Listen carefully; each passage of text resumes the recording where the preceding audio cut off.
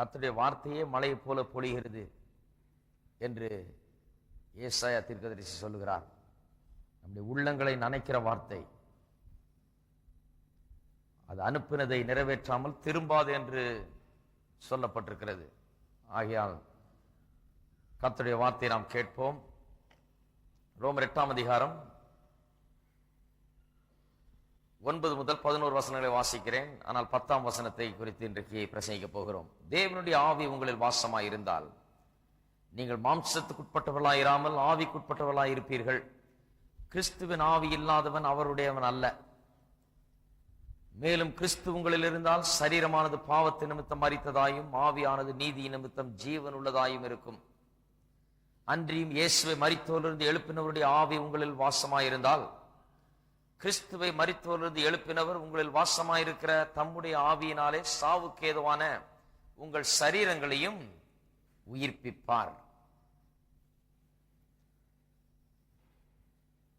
பவுல் அப்போஸ்தலன் 8ஆம் அதிகாரத்திலே கிறிஸ்துவுக்குள்ளாக இருக்கிறவர்களுக்கு ஆக்கினை தீர்ப்பு இல்லை என்பதை குறித்து அந்த நிச்சயத்தை ஊட்டுகிறார். அதான் 8ஆம் அதிகாரம் முழுக்க. ஆக்கினை தீர்ப்பு என்று சொன்னால் தண்டனையோ நரகமோ தேவனிடத்திலிருந்து தள்ளப்படுவது அப்படிப்பட்ட ஒரு காரியம் விசுவாசிக்கு நடக்காது. விசுவாசி ஏற்கனவே இருளிலிருந்து நீங்கி ஒளிக்குள் பிரவேசித்திருக்கிறான். இருளின் ராஜ்யத்திலிருந்து தேவனுடைய ராஜ்யத்துக்குள் வந்து விட்டான். அவன் தேவனுடைய பிள்ளையாக அவருடைய குடும்பத்தில் இருக்கிறான். அவனுக்கு ஆக்கினை தீர்ப்பு கிடையாது என்று சொல்லிக் கொண்டு வருகிறார். ஆக்கினை தீர்ப்பு கிடையாது என்று சொல்லும் போது மாம்சத்தின்படி நடவாமல் ஆவியின்படி நடக்கிறவர்களுக்கு ஆக்கினை தீர்ப்பு இல்லை என்று சொன்னதுனால 1ஆம் வசனத்திலே இது ஏதோ விசேஷித்த சிலரை குறிக்கிறது என்று சிலர் எண்ணிக்கொள்ளலாம்.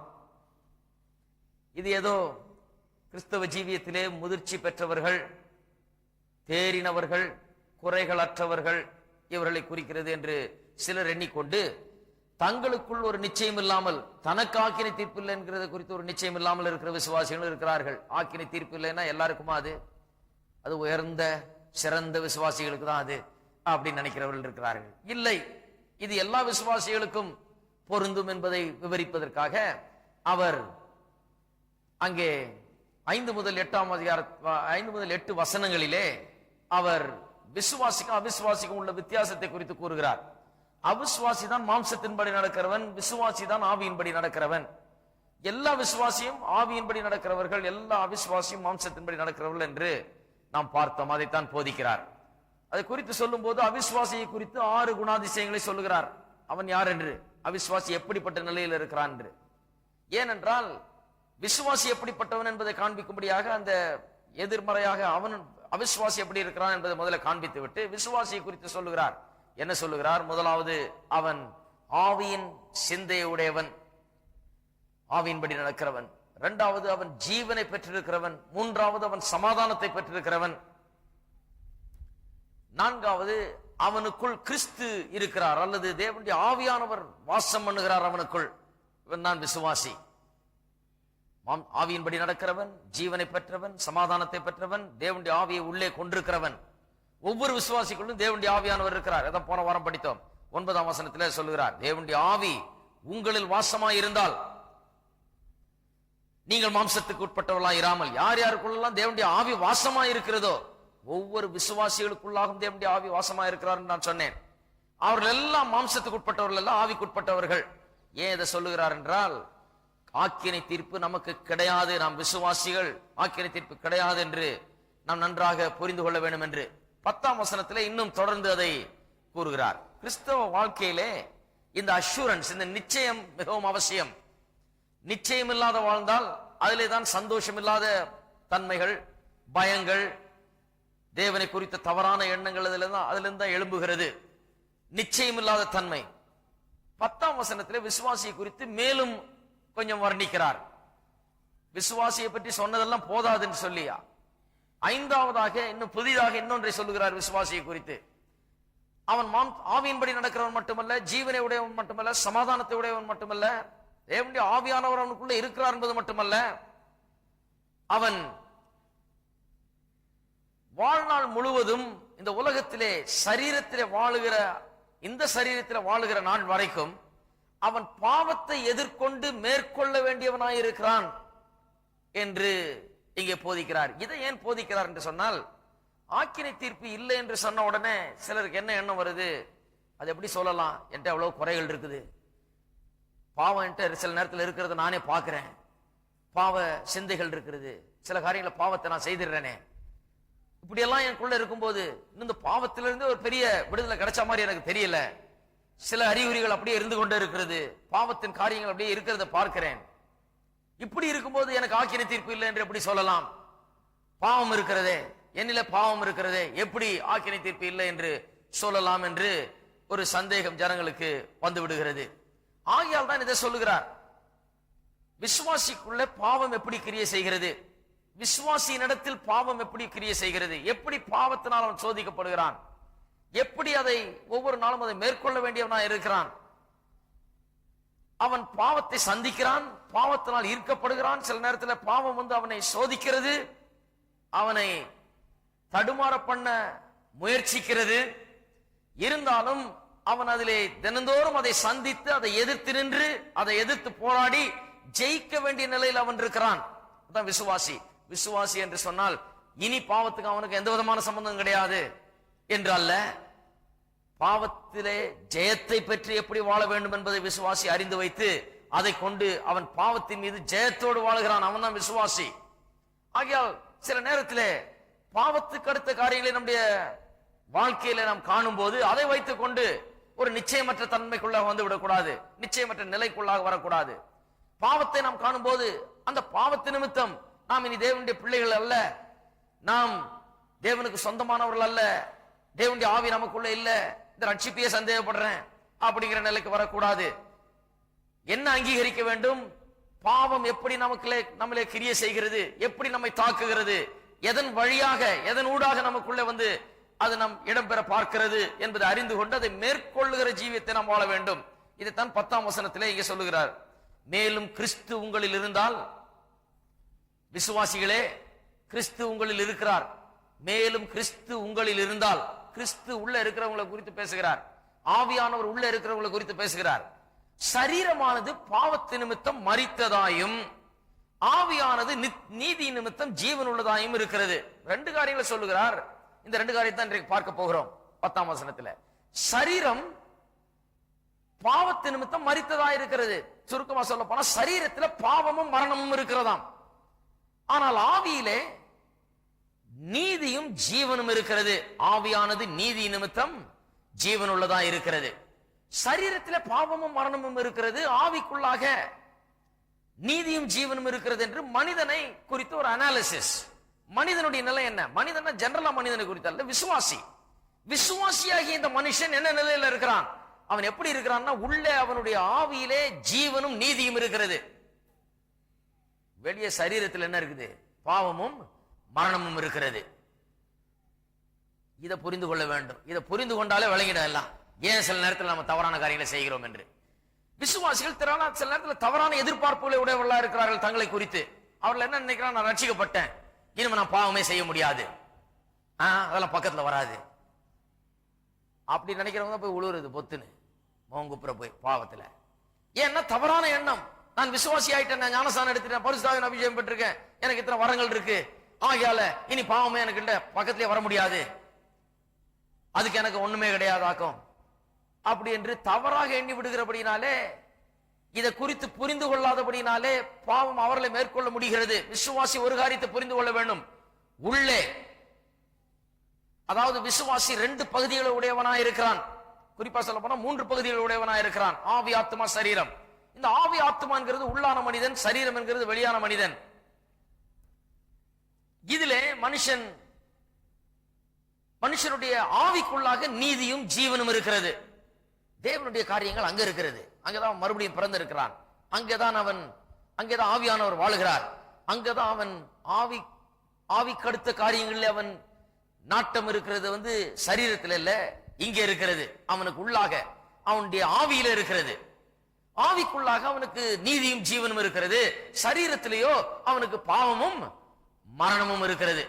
சரீரத்தில் இன்னும் பாவம் இருக்கிறது, இன்னும் மரணம் இருக்கிறது.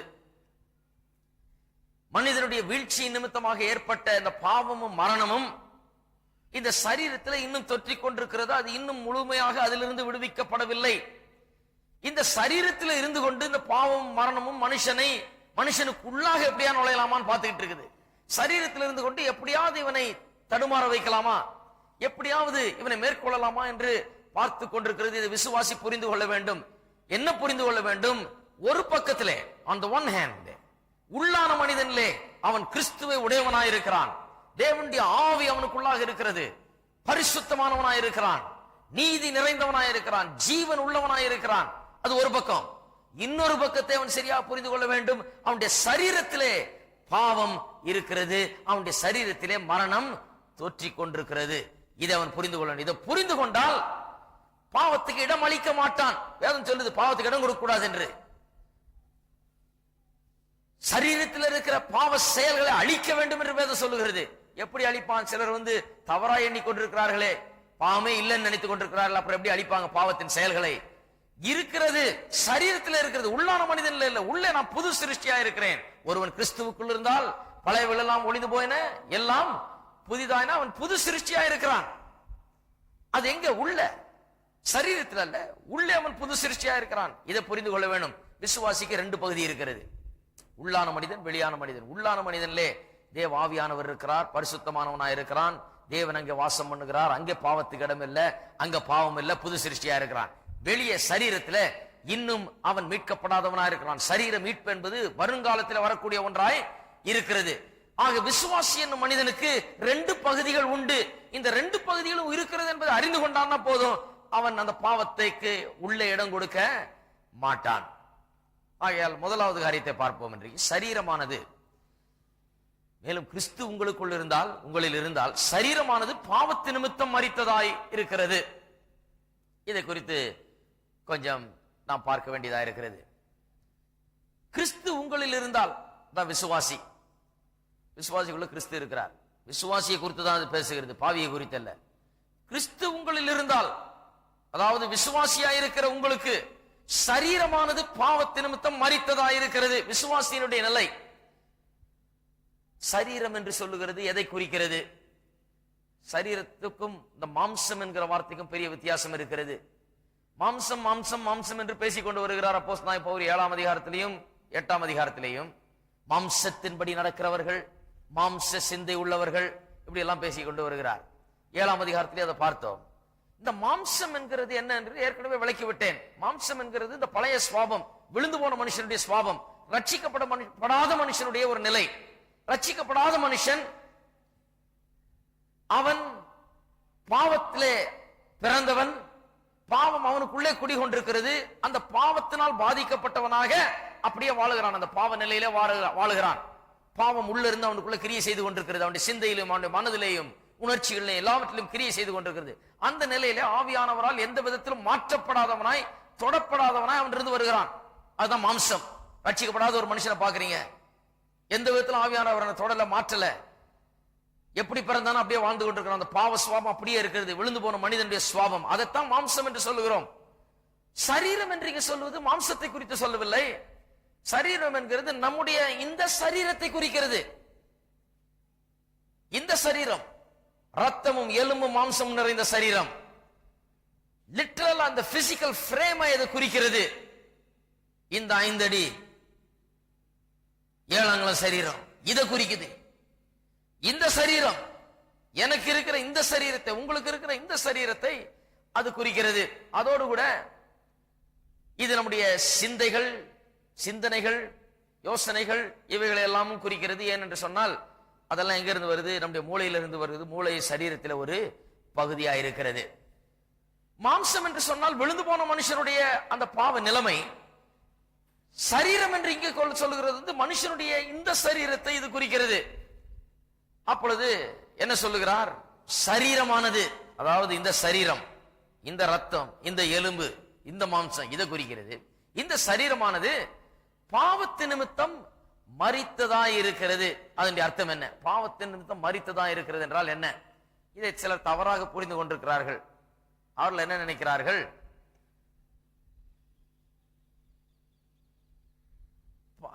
இந்த சரீரமானது அழிக்கப்பட்டு விட்டது இந்த சரீரத்தின் எல்லா ஆசை இச்சைகளும், இந்த சரீரத்தின் எல்லா விதமான தேவைகளும் அழிக்கப்பட்டு விட்டது என்கிற நிலையிலே இதை சொல்லுகிறார்கள். இதை வாசித்து விட்டு சரீரமானது பாவத்தின் நிமித்தம் மரித்ததா இருக்கிறதுன்னு சொன்னா, இந்த சரீரமே பாவத்துக்கு செத்துருச்சுன்றாங்க. இந்த சரீரத்துக்கும் பாவத்துக்கும் சம்பந்தம் இல்லை என்று போதித்து விடுகிறார்கள். இந்த சரீரத்தில் இருக்கிற பாவ காரியங்கள் எல்லாத்தையும் தேவன் அழித்து போட்டார். நான் ரட்சிக்கப்பட்ட உடனே அந்த சரீரத்தில் இருக்கிற எல்லா ஆசாபாசங்களும் இச்சைகளும் அழிக்கப்பட்டு விட்டது. இதுல ஒண்ணும் கிடையாது, இது வெறும் சக்க, இது வெறும் டெட் வெயிட், இதுல ஒண்ணும் கிடையாது என்று சொல்லுகிறார்கள். அது உண்மையா? கிடையாது. உண்மையை பேசுகிறவர்களா இருந்தா சொல்லுவோம், இல்ல அதெல்லாம் அப்படியேதான் இருக்குது. இந்த சரீரத்தில் முன்ன என்னென்ன இருந்ததோ ரட்சிக்கப்படுறதுக்கு முன்னால அதெல்லாம் எப்படி இருக்குது? அப்படியேதான் இருக்கிறது. இது அழிக்கப்படவில்லை என்பது உண்மை. இன்னும் சிலர் சொல்றாங்க அழிக்கப்பட போகிறது. என்னுடைய ரட்சிப்பு எனக்கு வந்து விட்டபடினாலே இந்த சரீரத்தில் இருக்கிற காரியங்கள் எல்லாம் அழிக்கப்பட போகிறது என்று சொல்லுகிறார்கள். அழிக்கப்பட போகிறதுன்னு சொல்லல, அழிக்கப்பட்டு விட்டதுன்னு சொல்லல. என்ன சொல்லி இருக்கிறது? மரித்ததா இருக்கிறது. The body is dead. அப்படி என்று சொன்னால் ஏற்கனவே நடந்து முடிந்த காரியத்தை சொல்லல, நடக்க போகிற ஒன்றையும் சொல்லல. இந்த சரீரம் இப்ப என்ன நிலையில் இருக்கிறது என்றதை சொல்லுகிறார். இப்ப என்ன நிலையில இருக்குதா? மரித்ததா இருக்கிறது என்று சொல்லுகிறார். ரோமர் 6ஆம் அதிகாரத்தில் ஏற்கனவே அதை போதித்து விட்டார். அதைத்தான் இங்க என்ன விளக்குறார். 12ஆம் வசனத்தை பார்ப்போம். ரோமர் 6:12. ஆகையால் நீங்கள் சரீர இச்சைகளின்படி பாவத்துக்கு கீழ்ப்படியத்தக்கதாக சாவுக்கேதுவான உங்கள் சரீரத்தில் பாவம் ஆளாதிருப்பதாக. சரீரத்திலிருந்து அதை அழிச்சிட்டா அப்புறம் ஏன் சொல்லணும் ஆளாதிருப்பதாகன்னு? இடம் கொடுக்காதீங்க, ஆளை விடாதீங்க அப்படின்னு சொல்ல வேண்டிய அவசியம் இல்லை. அழித்து விட்டா அது முடிஞ்சு போச்சு, அதை பற்றி பேச வேண்டிய அவசியமே கிடையாது. ஆனா என்ன சொல்லுகிறார்? இருக்குதுங்கிற மாதிரி சொல்றாரு. சரீரத்தில் பாவ இச்சைகள், சரீர இச்சைகள் அப்படியே இருக்குது. சாவுக்கு ஏதுவான உங்கள் சரீரத்தில் பாவம் ஆளாதிருப்பதாக. நான் அதை போதிக்கும் போது சொன்ன, ஆளுவதற்கு இடம் கொடுக்காதிருப்பீர்களாக. கொடுக்க கூடாது, அதுக்கு நோன்னு சொல்லுங்க. அந்த சரீர இச்சைகள் உங்களை ஆண்டு கொள்ளும்படிக்கு இடம் கொடுக்காதீர்கள் என்கிற அர்த்தத்துல தான் அதை சொல்லுகிறார். அந்த சரீரத்தை எப்படி விளக்குகிறார்? சாவுக்கு ஏதுவான உங்கள் சரீரத்தில் பாவம் ஆளாதிருப்பதாக. என்ன அர்த்தம்? இந்த சரீரம் சாவுக்கு ஏதுவான சரீரம் அப்படி என்று சொன்னால், இயேசு வந்தார், ரட்சிப்பை தந்தார், நம்ம மீட்டுக் கொண்டார், எல்லாம் உண்மைதான். ஆனா அந்த சரீரத்தை பொறுத்தவரையிலே நாம் சாவது என்பதும் நிச்சயம்தான். சரீர சாவு என்பது இன்னும் அது அகற்றப்படவில்லை, அது அப்படியே தான் இருக்குது. அது போலவே அந்த சரீர சாவு இந்த சரீரத்தில் ஒட்டி கொண்டிருக்கிறபடினாலே, அந்த சாவு எப்படி வந்தது? பாவத்தின் மூலமாக தான் அந்த சாவு வந்தது. பாவம் வர்றதுக்கு முன்னால சாவே கிடையாது. ஒருவேளை மனுஷன் பாவமே செய்யல, பாவமே அவனுக்குள்ள பிரவேசிக்கல என்று சொன்னால், ஆதாம் ஏவாளுக்குள்ள பாவமே பிரவேசிக்கவில்லை என்று சொன்னால் அவர்கள் எப்படி இருந்திருப்பார்கள்? சாவதற்கே வழி இல்லை. அவர்கள் சரீரத்துக்குள்ள சாவே கிடையாது, சாவே பிரவேசிக்கவில்லை. அழிவு என்கிறது அவருடைய சரீரத்தில் கிடையவே கிடையாது. அவருடைய சரீரம் நாளுக்கு நாள் அவருடைய சரீரம் பழசாயி, அப்படியே வயசாயி, அப்படியே சோர்ந்து போய் ஒரு நாள் சாக போகிறது என்கிற நிலையே அவர்களுக்கு கிடையாது. அவருடைய சரீரத்திலே அழிவு சாவு என்கிறதே இல்லாமல் இருந்தது. அது தேவன் அவர்களுக்கு சரீரத்தில் வைக்கவில்லை. பாவம் உள்ள பிரவேசிக்காமல் இருந்திருந்தால் என்ன பண்ணிருப்பாங்க? வாழ்ந்து வாழ்ந்து வாழ்ந்து வளர்ந்து வளர்ந்து வளர்ந்து அப்படியே மகிமையின் சரீரமா மாறி இருக்கும். அது சாவே இருந்திருக்காது. அழியாத சரீரமாக, மகிமையின் சரீரமாக அது அப்படியே மாறி இருக்கும். மனுஷன் பாவம் செய்யாதிருந்தால், பாவம் செய்தபடினால இந்த அழிவு சாவு இந்த சக்திகள் மனுஷனுடைய சரீரத்துக்குள்ள பிரவேசித்து விட்டது. பாவத்தின் மூலமா மரணம் வந்தது என்று ரோமர் 5:12 சொல்லுகிறார். ஒரு மனுஷனின் பாவத்தின் மூலமாக, ஒரு மனுஷன் மூலமாக பாவம் பிரவேசித்தது, அந்த பாவத்தின் மூலமாக மரணம் பிரவேசித்தது. எப்படி இந்த சரீரத்தில் வந்தது? இந்த மரணம் பாவத்தின் மூலமாக வந்தது.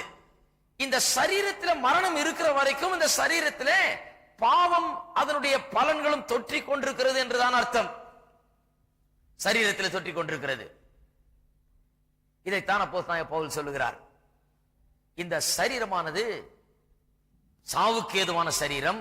ஏனென்றால் இது பாவம் பிரவேசித்த சரீரமாய் இருக்கிறது. அதனுடைய விளைவுகள் இன்னும் மாற்றப்படவில்லை. அது ஒரு நாள் மாற்றப்பட போகிறது. ஆனால் இன்னும் அது அப்படிதான் இருக்கிறது. ஆகையால் தான் இந்த சரீரம் பலவீன சரீரமா இருக்கு சில நேரத்தில். ஆகையால் தான் இந்த சரீரம் மரணத்துக்குள்ளா போகுது. ஆகையால் தான் இந்த சரீரம் வயசாகுது. ஆகையால் தான் இந்த சரீரம் வர வர வர வயசாகி கொண்டே போகிறது. இன்றைக்கு பிறக்கிறவர்கள் பிறந்த உடனேயே முதல் மூச்சு விட்ட உடனேயே அதுதான் அவர்கள் விட போகிற கடைசி மூச்சுகள்ல ஒன்றா இருக்கிறது. பிறந்த உடனே சாக ஆரம்பிச்சிருது.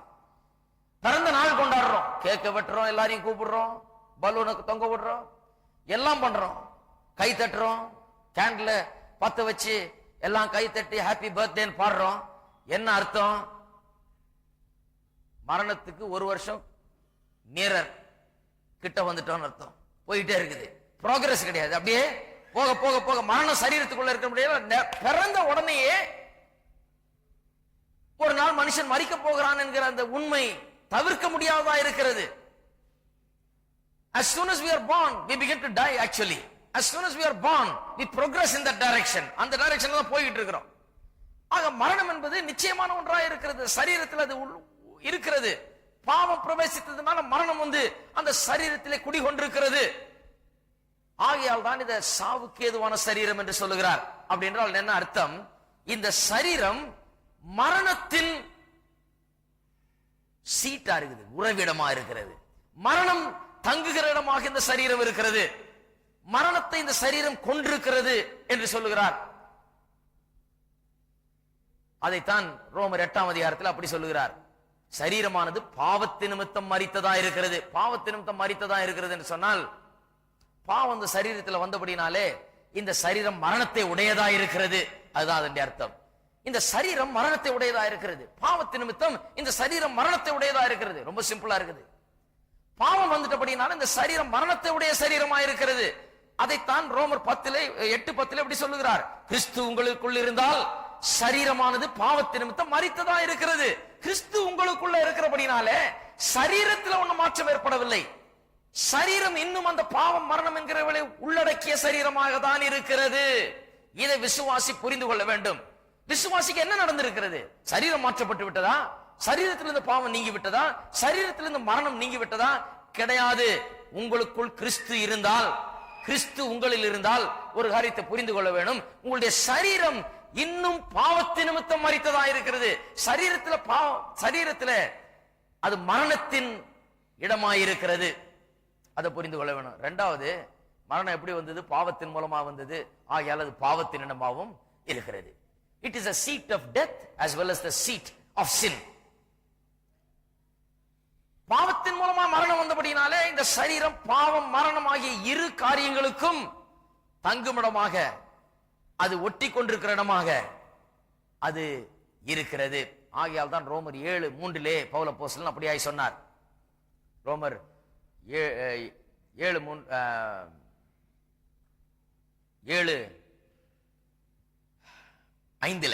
நாம் மாம்சத்துக்கு உட்பட்டிருந்த காலத்தில் நியாயப்பிரமாணத்தினாலே தோன்றிய பாவ இச்சைகள் மரணத்துக்கு ஏதுவான கனிகளை கொடுக்கத்தக்கதாக நம்முடைய அவயவங்களிலே பலன் செய்தது. இந்த பாவ இச்சைகள் எதை உபயோகப்படுத்துதான்? நம்முடைய அவயவங்களை உபயோகப்படுத்துகிறது, நம்முடைய சரீரத்தை உபயோகப்படுத்துகிறது. அவயவங்கள்னா அதுல இன்க்ளூடட் என்ன? சரீரமும் இன்க்ளூடட், அதுல சேர்ந்து இருக்கிறது. மனம் மட்டுமல்ல, சரீரம் முதல்ல இருக்கிறது. அவயவங்கள் லிட்டரலா சொல்ல போனால், எழுத்தின்படி சொல்ல போனால், இந்த பாவ இச்சைகளானது நம்முடைய கைகளையும் கால்களையும் நம்முடைய மனதையும் சிந்தனைகளையும் எல்லாவற்றையும் உபயோகப்படுத்திக் கொள்ளுகிறது. எதுக்கு உபயோகப்படுத்திக் கொள்ளுகிறது? அதனுடைய இச்சைகளை உள்ள புகுத்தி அதை கெடுத்து அதை தவறான காரியங்களை செய்யும்படியாய் வைக்கும்படியாக இந்த பாவம் வந்து சரீரத்தின் அவயவங்களை பயன்படுத்திக் கொள்ளுகிறது. அதனால என்ன ஆகிறது? இந்த சரீரம், அதன் இச்சைகள், இவைகள் எல்லாம் ரியல், இதெல்லாம் உண்மையாகவே மனுஷனுக்குள்ளாக இருக்கிறது. அவன் ரட்சிக்கப்பட்டு விட்டபடினாலே அதெல்லாம் இப்ப இல்லை என்ற அர்த்தம் கிடையாது. இங்கேதான் நிறைய பேர் தப்பு பண்ணி விடுகிறார்கள். நினைக்கிறாங்க ரட்சிக்கப்பட்டோன்னா அதெல்லாம் ஒண்ணு கிடையாது. அப்புறம் திடீர்னு எழுந்து பாக்குறாங்க ஒரு நாள், ஐயோ இதெல்லாம் அப்படியே இருக்குது, இது தெரிஞ்சிருந்தா நான் இதை கவனமா இருந்திருப்பேனே, தெரிஞ்சிருந்தா இதை மேற்கொள்ளுறதுக்கு என்ன செய்யணும் என்று கற்றுக்கொண்டிருப்பேனே, தெரிஞ்சிருந்தா இதை அகற்றுறதுக்கு என்னென்ன பண்ணணும், இதை உள்ள விடாம இருக்கிறதுக்கு, இதுக்கு இடம் கொடுக்காம இருக்கிறதுக்கு என்ன பண்ணணும்னு நினைச்சிருப்பேனே அப்படின்றாங்க.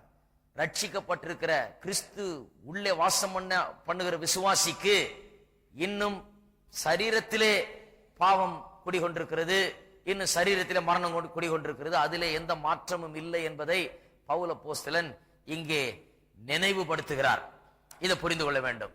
அப்ப சரீரத்தை குறித்து நமக்கு விளங்குகிறது. ரட்சிக்கப்பட்டிருக்கிறோம், விசுவாசி இருந்தாலும் ஒன்று நமக்கு தெளிவா விளங்குது. நான் ரட்சிக்கப்பட்டிருந்தா ஆவியானவர் உள்ள இருக்கிறார், கிறிஸ்தியனுக்குள்ள வாசம் பண்ணுகிறார், புது சிருஷ்டியா இருக்கிறேன், உள்ள எல்லாம் புதிதாயின. ஆனா எனக்கு ஒரு பிரச்சனை இருக்குது. என்ன? சரீரத்துல இன்னும் புதிதாக இல்ல. சரீரத்தில் இன்னும் பாவம் குடிகொண்டிருக்கிறது. சரீரத்தில் இன்னும் பாவத்தின் காரியங்கள் கிரியை செய்து கொண்டிருக்கிறது. சரீரம் இன்னும் இந்த மரண சக்தியினால் ஆட்கொள்ளப்படுகிறது. சரீரத்துக்குள்ள இதெல்லாம் இருந்து கொண்டிருக்கிறது. என்ற சரீரம் வித்தியாசமான ஒரு நிலையில இருக்கிறது. அதுதான் இங்க பிரச்சனை. ஆகையால் தான் சரீரத்தினால பிரச்சனைகள் ஏற்படுகிறது. அதனால தான் சரீரத்தினால பாவ இச்சைகள் மேற்கொள்ள முயற்சிக்கிறது. ஆகையால் தான் சரீரம் நம்ம பாவத்துக்குள்ள சில நேரத்துல தள்ள பார்க்கிறது. சிலர் பாருங்க, விசுவாசிகளா இருந்து ரட்சிக்கப்பட்டு ஞானஸ்நானம் எடுத்த உடனே இன்னும் இந்த பாவ காரியங்கள்லாம் வந்துகிட்டே இருக்குதுங்க. என்ன ரட்சிப்புங்க? ரட்சிக்கப்பட்ட அதெல்லாம் வரக்கூடாது இல்லையா? யார் சொன்னது வரக்கூடாதுன்னு? அதான் வேதம் தெரியல, அதுக்குதான் வேத வசனம் தெரியணும். வரக்கூடாதுன்னு வேதம் சொல்லல, இடம் கொடுக்க கூடாதுன்னு தான் சொல்லி இருக்கிறது. அது அங்கதான் இருக்குது. அது சரீரத்துல இன்னும் இருக்குது. முன்ன உள்ளேயும் இருந்தது, இப்ப உள்ள இல்ல, இப்ப சரீரத்தில் இருக்கிறது. இதை ஒரு விசுவாசி புரிந்து கொள்ள வேண்டும். இதை புரிந்து கொண்டால்தான் பாவத்தோடு தனக்கு இருக்கிற இந்த போராட்டத்தை அவன் புரிந்து கொள்வான். பாவத்தை எதிர்க்கணும், பாவத்துக்கு இடம் கொடுக்க கூடாது, பாவத்தை குறித்து ஜாக்கிரதை உள்ளவர்களா இருக்கணும். அது நம்முடைய வாழ்க்கையில இடம்பெற இடம் கொடுக்க கூடாது, அது தலை தூக்க இடம் கொடுக்க கூடாது என்கிற எண்ணத்தோடு வாழ வேண்டும். அது எப்ப வாழ்வார்கள்? சரீரத்துல பாவம் இருக்குதுன்னு முதல்ல தெரியணும். இந்த சரீரம் இன்னும் பாவ சரீரமா இருக்கிறது, இது மரணத்தின் சரீரமா இருக்கிறது. அவ்வளவுதான். அது அவ்வளவு சிம்பிள். கிறிஸ்து உங்களுக்குள்ள இருந்தால், அதாவது நீங்க விசுவாசிகளா இருப்பீர்கள் என்றால், சரீரம் பாவத்தின் நிமித்தம் மரித்ததா இருக்கிறது. இதை புரிந்து கொள்ள வேண்டும். சரீரத்தில் இன்னும் பாவம் இருக்குது, இன்னும் மரணம் இருக்கிறது, சரீரம் இன்னும் மாற்றப்படவில்லை. இரண்டாவது, இது நற்செய்தி. ஆவியானது, சரீரம் அப்படி இருந்தாலும் ஆவியானது நீதி நிமித்தம் ஜீவன் உள்ளதா இருக்கிறது. ஆவி வேற நிலையில இருக்கு பாருங்க, முற்றிலும் வித்தியாசமான நிலையில இருக்குது. ஆவின்னு சொல்லும் போது சிலர் இதை ஆவியானவர் என்று எடுத்துக்கொள்கிறார்கள். ஏனென்றால் ஆங்கிலத்தில் கிங் ஜேம்ஸ் வெர்ஷன்ல பெரிய எஸ் போட்டிருக்கும் ஸ்பிரிட்டுக்கு. பெரிய எஸ் போடுறதெல்லாம் ஆவியானவர் அர்த்தம். அது அவங்களே போடுறாங்க, டிரான்ஸ்லேட்டர்ஸ் போடுறாங்க, கான்டெக்ஸ்ட பார்த்து. இது எந்த சூழ்நிலையில சொல்லப்பட்டிருக்கு, ஆவியானவரை குறிக்கிறதா இல்ல மனுஷனுடைய ஆவியை குறிக்கிறதான்னு அவங்க அதை ஜட்ஜ் பண்ணி போடுறாங்க. அதுல சில நேரத்தில் தவறுகள் நேர்ந்து விடுகிறது. அவங்க அதை பார்த்து போடணும், இது ஆவியானவரை சொல்லுதா இல்ல மனுஷனுடைய ஆவி. மனுஷனுடைய ஆவி வேற, ஆவியானவர் வேற. மனுஷனுடைய ஆவிக்குள்ள ஆவியானவர் வந்து வாசம் பண்ணுகிறார், மனுஷனுடைய ஆவிக்குள்ள பேசுகிறார். மனுஷனுடைய ஆவியை குறித்து தான் இங்கே சொல்லுகிறது, இங்கே ஆவியானவரை குறித்து சொல்லவில்லை. ஏன்னா மனுஷனை பற்றி பேசுகிறார், அதாவது கிறிஸ்தவ மனுஷன், விசுவாசியான மனுஷனை குறித்து பேசுகிறார். அவனுக்கு ரெண்டு பகுதி இருக்குது, சரீரம் ஒன்று, ஆவி ஒன்று. சரீரம் என்ன நிலையில் இருக்குது, ஆவி என்ன நிலையில் இருக்குது, அதை பற்றி தான் பேசுகிறார் ஒழிய ஆவியானவர் இங்க இல்ல. ஆவியானவர் உள்ள வாசம் பண்ணுகிறார், அது உண்மைதான். ஆனா இங்க பேசப்படுகிறது வந்து கிறிஸ்தவ மனுஷன், விசுவாசியான மனுஷன். அவன் எப்படிப்பட்ட நிலையில் இருக்கிறான், அவனுடைய சரீரம் எப்படிப்பட்ட நிலையில் இருக்கிறது. அடுத்தது ஆவியானவரை பற்றி இல்ல, அது ஆப்போசிட். சரீரத்துக்கு ஆப்போசிட் என்ன? ஸ்பிரிட், ஆவி. அவனுடைய ஆவி என்ன நிலையில் இருக்கிறது. ஆக இங்க ஆவியானவரை குறித்து பேசவில்லை, ஆவியை குறித்து பேசுகிறது, மனுஷனுடைய ஆவியை குறித்து. ஆவியானது நீதி நிமித்தம் ஜீவன் உள்ளதா இருக்கிறது. இப்ப ஆவியினுடைய நிலையை இங்கே வர்ணிக்க காண்கிறோம். அது நீதி நிமித்தம் ஜீவன் உள்ளதா இருக்கிறது என்று சொல்லுகிறார். ஜீவன் உள்ளதா இருக்கிறது என்பதை ஏற்கனவே நாம் படித்து விட்டோம். எப்படி விசுவாசி உள்ள ஜீவனை உடையவனா இருக்கிறான் என்று. அவன் மறுபடியும் பிறந்திருக்கிறான், தேவனுடைய ஜீவன் அவனுக்குள்ளாக இருக்கிறது, திவ்ய சுவாபத்துக்கு பங்காளியாய் அவன் இருக்கிறான். தேவனுடைய ஜீவனின் வித்து அவனுக்குள்ளாக இருக்கிறது, அழிக்கப்பட முடியாத வித்து, இன்கரப்டபிள் சீட், அழியாத வித்து அவனுக்குள்ள இருக்கிறது. அவன் ஜீவனை பெற்றவனாய் இருக்கிறான். இதெல்லாம் படித்து விட்டோம். ரோமர் 6ஆம் அதிகாரத்தில் பார்ப்போம். ஏற்கனவே அதை சொல்லி இருக்கிறார் பல வசனங்களிலே. எப்படி விசுவாசி உள்ளே ஜீவனை உடையவனாய் இருக்கிறான், ஜீவிக்கிறவனாய் இருக்கிறான், உள்ளே இயேசுவினுடைய ஜீவனை பெற்றிருக்கிறான். 2ஆம் வசனத்தில் சொல்லுகிறார் பாருங்க, 6:2, ரோமர் 6:2. பாவத்துக்கு மரித்த நாம் இனி அதிலே எப்படி பிழைப்போம். பாவத்துக்கு மரித்திருக்கிறோம், வேற விதமாய் நாம் பிழைத்திருக்கிறோம். இதுல எப்படி பிழைத்திருக்க முடியும்? பாவத்துக்கு மரித்து விட்டோம், அதுல எப்படி, இனி அதுல எப்படி பிழைப்போம் என்று சொல்லுகிறார். 4ஆம் வசனம், மேலும் பிதாவின் மகிமையினாலே கிறிஸ்து மரித்தோரிலிருந்து எழுப்பப்பட்டது போல நாமும் புதிதான ஜீவன் உள்ளவர்களாய், என்ன உள்ளவர்களாய்? புதிதான ஜீவன் உள்ளவர்களாய் நடந்து கொள்ளும்படிக்கு, புதிதான ஜீவன் உள்ளவர்களாய் நடந்து கொள்ளும்படிக்கு அவருடைய மரணத்துக்குள்ளாக்கும் ஞானஸ்நானத்தினாலே கிறிஸ்துவுடனே கூட அடக்கம் பண்ணப்பட்டோம். புதிதான ஜீவன் உள்ளவர்களாய் நாம் இருக்கிறோம் என்பதில் சந்தேகமே கிடையாது. அது எங்க இருக்குது? அந்த ஜீவன் உள்ள இருக்குது. புதிதான ஜீவன் சரீரத்தில் இல்ல, உள்ளே இருக்கிறது. 6ஆம் வசனம், நாம் இனி பாவத்துக்கு ஊழியம் செய்ய. பாவ சரீரம் யாரை பற்றி பேசுறார்? யாருக்கு பாவ சரீரம்? விசுவாசியை பற்றி தான் சொல்றார். பாவ சரீரம் ஒளிந்து போகும் பொருட்டாக நம்முடைய பழைய மனுஷன் அவரோட கூட சிலுவையில் அறையப்பட்டதென்று அறிந்திருக்கிறோம். பாவ மனுஷன் ஒளிந்து போக பொருட்டாக என்பதை எடுத்து வைத்துக் கொண்டுதான் என்ன சொல்றாங்க? ரட்சிக்கப்பட்டோம்னா பாவ சரீரம் ஒளிந்து விட்டது என்று கிடையாது. அதை விளக்கினேன். 6ஆம் அதிகாரத்துல 6ஆம் வசனத்தை குறித்து போதிக்கும் போது அதை விளக்கணும். ஒளிந்து போகும் பொருட்டாக என்று சொன்னால் அப்படியே அழிந்து போயிடல பாவ சரீரம், அது இன்னும் அப்படியே தான் இருக்குது. அதை அடக்கி ஆளுகிறோம், அதை மேற்கொள்ள விடுகிறதில்லை, அதை தலை தூக்க விடுகிறதில்லை. அதைத்தான் சொல்லுகிறது, டிஸ்ட்ராய் அல்ல. அதை கண்ட்ரோலுக்குள்ள வைத்திருக்கிறோம். அதை டிஸ்ட்ராய் பண்ணிடுறது இல்லை, அதை கண்ட்ரோலுக்குள்ள வைத்திருக்கிறோம். 11ஆம் வசனம், அப்படியே நீங்களும் உங்களை பாவத்துக்கு மரித்தவர்களாகவும் நம்முடைய கர்த்தராகிய இயேசு கிறிஸ்துவுக்குள் தேவனுக்கென்று பிழைத்திருக்கிறவர்களாகவும் தான் ஜீவன். பாவத்துக்கு மரித்தவர்கள், தேவனுக்கென்று பிழைத்திருக்கிறவர்கள். எதை விவரிக்கிறது? உள்ளான மனுஷன் உள்ள எப்படி இருக்கிறான்? விசுவாசி. 13ஆம் வசனம், நீங்கள் உங்கள் அவயவங்களை அநீதியின் ஆயுதங்களாக பாவத்துக்கு ஒப்புக்கொடாமல் உங்களை மரித்தோரிலிருந்து பிழைத்திருக்கிறவர்களாக தேவனுக்கு ஒப்பு கொடுத்து உங்கள் அவயவங்களை நீதிக்குரிய ஆயுதங்களாக தேவனுக்கு ஒப்பு கொடுங்கள். அவயவங்களை எதுக்கு ஒப்பு கூடாதீங்கன்றாரு? பாவத்துக்கு ஒப்பு கொடுக்காதீங்க. மரித்தோரிலிருந்து பிழைத்திருக்கிறவர்களாக, அதாவது முன்ன செத்து கிடந்த நாம் இப்ப ஜீவன் உள்ளவர்களா இருக்கிறோம். உள்ள அந்த ஜீவன் இருக்கிறது. இந்த ஜீவன் உள்ள இருக்கிறபடினால அது கண்ட்ரோல் பண்ணட்டும், அது சரீரத்தை ஆட்கொள்ளட்டும். இந்த ஜீவனுக்கு அடுத்த காரியங்களில் உங்கள் கைகளையும் கால்களையும் உங்களுடைய சரீர அவயவங்களையும் ஈடுபடுத்துங்கள் என்று சொல்லுகிறார். 23வது வசனம், கடைசி வசனம், பாவத்தின் சம்பளம் மரணம், தேவனுடைய கிருபை வரமோ நம்முடைய கர்த்தராகிய இயேசு கிறிஸ்துவினால் உண்டான நித்திய ஜீவன். உள்ள ஜீவன் இருக்கிறது என்பதை இத்தனை வசனங்கள்ல ஏற்கனவே போதித்து விட்டார். அதைத்தான் இப்ப சொல்றார். அதை விசுவாசிக்கு நினைப்பூட்டுகிறார். விசுவாசி என்ன சொல்றாரு? விசுவாசி என்றால் யார்? அவன் ஆவியின் சிந்தை உடையவன், அவன் ஜீவனை உடையவன், சமாதானத்தை உடையவன் எல்லாம் சொல்லிட்டாரு. அவனுக்குள்ள தேவ ஆவியானவர் இருக்கிறார். அதன் பிறகு அவன் ஒன்றை புரிந்து கொள்ள வேண்டும், அவனுடைய சரீரத்தில் பாவம் இருக்கிறது, அவனுடைய ஆவிக்குள்ளாகவோ ஜீவன் இருக்கிறது என்பதை புரிந்து கொள்ளணும். இதை புரிந்துகிட்டாலே விளக்கம் வந்துடும். எதுக்கு சில பிரச்சனைகள் வருது, எதுக்கு சில சோதனைகள் வருது, எதுக்கு சில காரியங்களில் நாம் விழப்பண்ணும்படியாக நாம் தள்ளப்படுகிறோம், எதுக்கு சில காரியங்களில் நாம் ஈர்க்கப்படுகிறோம், எதுக்கு சில காரியங்களில் நமக்கு சில பாவங்கள்ல நமக்கு சில நேரத்தில் ஈடுபாடு ஏற்பட்டு விடுகிறது என்பது புரிந்து கொள்ளுகிறது. அது புரிந்து கொள்ள நாம் அதை குறித்து ஜாக்கிரதை உள்ளவர்களாக இருக்க முடிகிறது. இது எல்லாவற்றையும் போதிக்கிறார்.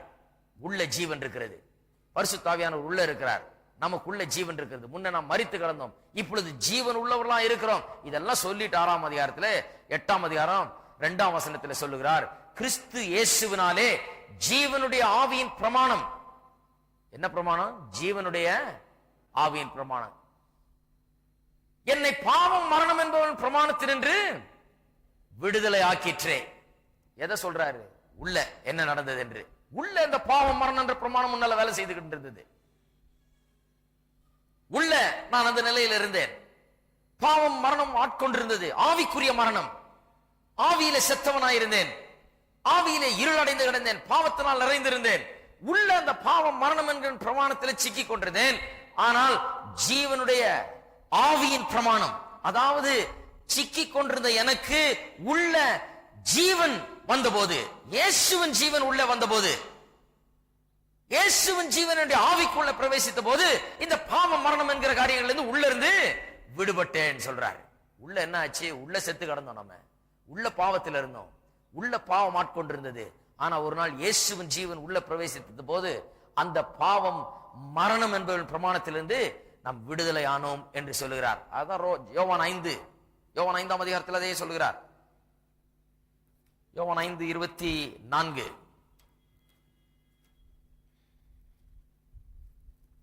என் வசனத்தை கேட்டு என்னை அனுப்பினவரை விசுவாசிக்கிறவனுக்கு நித்திய ஜீவன் உண்டு.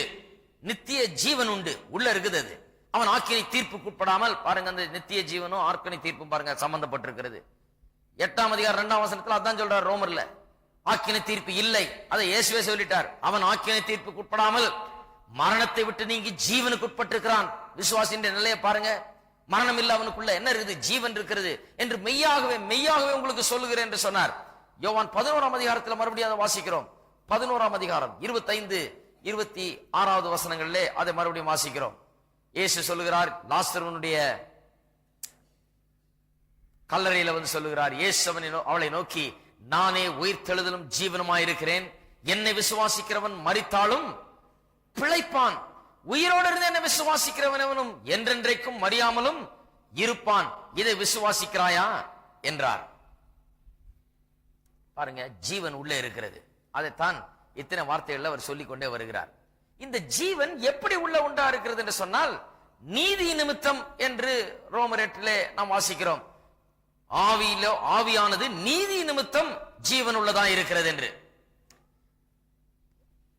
எப்படி இதை படிச்சுக்கணும் சொன்னா, சரீரம் சாவுக்கு ஏதுவான சரீரம்னு சொல்லும் போது எப்படி அது சாவுக்கு ஏதுவான சரீரமாச்சு? பாவத்து நிமித்தம். பாவத்து நிமித்தம் சரீரம் சாவுக்கு ஏதுவான சரீரமாச்சு. அப்ப ஆவி எப்படி ஜீவன் உள்ளதாச்சு? நீதி நிமித்தம் ஜீவன் உள்ளதாய் மாறினது. ஆப்போசிட். சரீரம் எப்படி பாவத்துக்குள்ளாச்சு? இந்த சரீரம் எப்படி மரணத்துக்கு ஏதுவான சரீரமாச்சு? பாவத்து நிமித்தம். அப்ப ஆவி எப்படி ஜீவன் உள்ளதா இருக்கிறது? நீதி நிமித்தம். ரெண்டு ஆப்போசிட் பாருங்க. சரீரமும் ஆவியும் ஆப்போசிட், மரணமும் ஜீவனும் ஆப்போசிட், பாவமும் நீதியும் ஆப்போசிட். பாவம் வந்தபடியா படினால மரணம் வந்தது சரீரத்துக்குள்ள, ஆவிக்குள்ள நீதி வந்தபடினாலே ஜீவன் வந்தது. இதான் சொல்றார். நீதி வந்தது என்று சொன்னால் என்ன நீதி? சிலர் சொல்லுகிறார்கள், நீதியா நேர்மையா ஒழுங்கா வாழ்க்கை நடத்தினதுனால ஜீவன் வந்ததுன்னு. கிடையாது. அப்படி யாருக்குள்ள ஜீவன் வர முடியாது. ஏன்னா எந்த மனுஷனும் உள்ள ஜீவன் இல்லாம நீதியின் நேர்மையா வாழ முடியாது. தேவனுக்கு பிரியமான விதத்திலே, தேவனை திருப்திப்படுத்துகிற விதத்திலே நீதியாக அவன் இருக்க முடியாது. ஜீவன் வந்தாலும் அப்புறம் நீதி வர்றது அவனுக்கு அது முடியாது. ஆகையால் தான் தேவன் என்ன பண்ணாராம்? கிறிஸ்துவை அனுப்பி அவருடைய நீதியை நமக்கு இலவசமாய் கொடுத்து விட்டார். நம்மால் அது முடியாதுன்னு தெரிந்துதான் அவருடைய நீதியை நமக்கு இலவசமாய் கொடுத்து விட்டார். பாவம் அறியாத அவரை நமக்காக பாவமாக்கினார். எதுக்கு பாவமாக்கினார்? 2 கொரிந்தியர் 5:21. பாவம் அறியாத அவரை நமக்காக பாவமாக்கினார். எதுக்கு? நாம் தேவனுடைய நீதியை இலவசமாய் பெரும்படிக்காக அப்படி ஆக்கினார். ரோமர் 5ஆம் அதிகாரத்தில் அதை குறித்து பவுல் அப்போஸ்தலன் மிகவும் அருமையாக சொல்லுகிறார். எப்படி மனுஷனுக்குள்ள தேவ நீதி வந்து விட்டது என்று. மனுஷன் இன்றைக்கு தேவன் பார்க்கும்போது, விசுவாசியை தேவன் பார்க்கும்போது, அவனுடைய உள்ளத்தை பார்க்கும்போது எப்படி பார்க்கிறார்? அவனுடைய நேர்மை, அவனுடைய நீதி என்று பார்க்கல. தேவனுடைய நீதி அங்க இருக்குது. அது தேவனை திருப்திப்படுத்துகிறது. தேவனுடைய பரிசுத்தம், தேவனுடைய நீதி, தேவனுடைய குற்றமற்ற தன்மை அங்கே இருக்கிறது. ஆகையினால் தான் அவன் நீதிமான் என்று எண்ணப்படுகிறான். 5ஆம் அதிகாரம் 19ஆம் வசனத்தை பார்ப்போம். 17ஆம் வசனத்திலிருந்து ஆரம்பிப்போம். ரோமர் 5:17. அநேக ஜாதிகளுக்கு 5:17 அல்லாமலும் ஒருவனுடைய மீறுதலினாலே அந்த ஒருவன் மூலமாய் மரணம் ஆண்டு கொண்டிருக்க, கிருபையின் பரிபூரணத்தையும் நீதியாகிய ஈவின் பரிபூரணத்தையும், நீதியாகிய ஈவின் பரிபூரணம், நீதியாகிய ஈவு, நீதி இலவசமாய் கொடுக்கப்படுகிறது. ஈவு பரிபூரணத்தையும் பெறுகிறவர்கள் இயேசு கிறிஸ்து என்னும் ஒருவராலே ஜீவனை அடைந்து ஆளுவார்கள் என்பது அதிக நிச்சயமாமே. இங்கேயும் பாருங்க, நீதியும் ஜீவனும் ஒன்னா போகுது. நீதி வந்துருச்சுன்னா அதன் மூலமா என்ன வந்துருது? ஜீவன் வந்தது. பாவம் வந்ததன் மூலமா மரணம் எப்படி வந்ததோ அது போலவே நீதி வர்றதன் மூலமா ஜீவன் வந்தது. பாவிகளாய் இருந்த நம்மை, பாவம் மரணம் ஆண்டு கொண்டிருந்த நம்மை இயேசுவை சிலுவையில மரிக்க பண்ணது மூலமாக அதை நாம் விசுவாசித்த போது, அவர் நாம் வந்த போது அவருடைய நீதி நமக்குள்ளே பிரவேசிக்கும்படியாய் செய்தார். ஒரு மனுஷன் செய்த பாவத்தினால எல்லாருக்குள்ளாயும் பாவம் பிரவேசித்து விட்டது, மரணம் பிரவேசித்து விட்டது. இந்த ஒரு மனுஷன் செய்த இவருடைய ஒருவருடைய கீழ்ப்படிதல்னால எல்லாருக்குள்ளும் நீதியும் ஜீவனும் பிரவேசித்து விட்டது.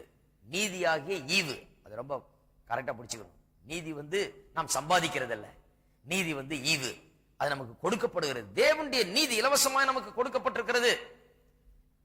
ஆகையால் 19ஆம் வசனம் 18ஆம் வசனம், ஆகையால் ஒரே மீறுதல்னாலே எல்லா மனுஷருக்கும் ஆக்கினைக்கு ஏதுவான தீர்ப்பு உண்டானது போல. என்னத்தை குறித்து சொல்றார்? ஒரு மனுஷனுடைய பாவம் எப்படி எல்லாரையும் பாவையாக்கி எல்லாரையும் மரணத்துக்குள்ளாக்கினது போல, ஒரே நீதியினாலே இந்த ஒரு மனுஷனுடைய நீதி, யாருடைய நீதி? இயேசுடைய நீதி. எல்லா மனுஷருக்கும் ஜீவனை அளிக்கும் நீதிக்கு ஏதுவான தீர்ப்பு உண்டாயிற்று. இயேசு ஒரு மனுஷனால எல்லாருக்கும் நீதி, எல்லாருக்கும் ஜீவன் உண்டானுச்சு. ஆதாம் என்கிற ஒரு மனுஷனால எல்லாருக்கும் பாவம், எல்லாருக்கும் மரணம். இயேசு என்கிற ஒருவரால எல்லாருக்கும் நீதி, எல்லாருக்கும் ஜீவன். 19ஆம் வசனம், அன்றியும் ஒரே மனுஷனுடைய கீழ்ப்படியாமையினாலே அநேகர் பாவிகளாக்கப்பட்டது போல ஒருவருடைய கீழ்ப்படிதல்னாலே, அன்றி ஒரே மனுஷனுடைய கீழ்ப்படியாமையினாலே அநேகர் பாவிகளாக்கப்பட்டது போல ஒருவருடைய கீழ்ப்படிதல்னாலே அநேகர் நீதிமான்களாக்கப்படுகிறார்கள். இருக்கிறீங்களா? எத்தனை பேருங்க நீதிமான்? சிலருக்கு சந்தேகம் பாருங்க, நான் நீதிமானா? அப்படி எப்படி சொல்லிடலாம்? அவ்வளவு சுலபமா சொல்ல முடியுமா நான் நீதிமான்? வேதம் சொல்லுகிறது. எப்படி நீதிமான்? ஒருவருடைய கீழ்ப்படிதல்னாலே. என்னுடைய கீழ்ப்படிதல்னால நான் நீதிமான் அல்ல, நான் ஒழுங்கா இருந்ததுனால நீதிமான் இல்ல. இது வேற, இது பேசுறதே வேற. நம்முடைய செயல்களை குறித்தல்ல, நாம் எவ்வளவு பரிசுத்தமா இருந்தோம் என்பதை குறித்தல்ல. நான் ஏன் நீதிமான்? நான் செய்த நீதியினால அல்ல, ஒருவருடைய நீதியினாலே அநேகர் நீதிமான்களாக்கப்படுகிறார்கள். எவ்வளவு பெரிய காரியம் பாருங்க. ஒருவருடைய நீதியினாலே அநேகர் நீதிமான்களாக்கப்படுகிறார்கள். ஒருவருடைய பாவத்தினாலே அநேகர் பாவியானார்கள். அதே போல ஒருவருடைய நீதியினாலே அநேகர் நீதிமான்களாக்கப்படுகிறார்கள். ஆக மொத்தத்தில் என்ன? இது நாம் கிரியை செய்து நீதியை சம்பாதிக்கிறத பற்றி பேசல.